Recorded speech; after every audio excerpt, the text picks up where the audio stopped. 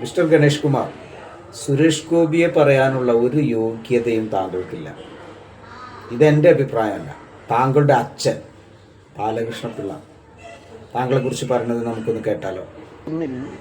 ബഹുമാന്യനായ ഗണേഷ് കുമാറിനെ, അങ്ങനെ വേണമല്ലോ അദ്ദേഹത്തെ വിളിക്കാൻ, ബഹുമാന്യനായ ഗണേഷ് കുമാറിനെ രാഷ്ട്രീയത്തിൽ കൊണ്ടുവന്നത് ഞാൻ ചെയ്ത ഏറ്റവും വലിയ തെറ്റാണെന്ന് എനിക്ക് ബോധ്യമായി. ഞങ്ങളുടെ സംസ്ഥാന കമ്മിറ്റിയുടെ ഉന്നതാധികാര സമിതി കഴിഞ്ഞപ്പോൾ ഞാൻ പറഞ്ഞല്ലോ, അത് പത്രത്തിനും ടി വിയിലൊക്കെ വന്നല്ലോ.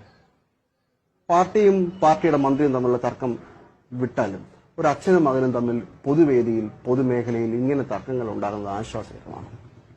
അച്ഛനായി പോയതിനിപ്പോ എന്ത് ചെയ്യാനത്? എനിക്കിനിയിപ്പോ അച്ഛനല്ലെന്ന് പറയാനൊക്കെ.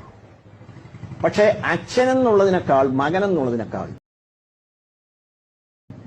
എനിക്ക് ഉത്തരവാദിത്വവും കടപ്പാടും എന്നെ ഞാനാക്കിയ എന്റെ ലക്ഷക്കണക്കിനുള്ള പാർട്ടി അംഗങ്ങളോടും പ്രവർത്തകരോടുമാണ്. മകനോടുള്ള കടമയേക്കാൾ കൂടുതൽ എന്നെ ഞാനാക്കിയവരോടാണ് എനിക്ക് കടമ.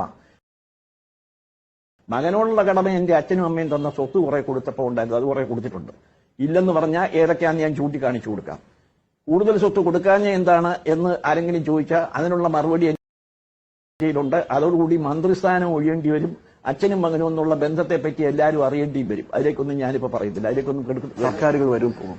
അതിനുശേഷം നിങ്ങൾ തമ്മിൽ ഇനിയും കണ്ടുമുട്ടേണ്ടതാണ്. കണ്ടുമുട്ടുമെന്ന് ഇപ്പൊ പറയാൻ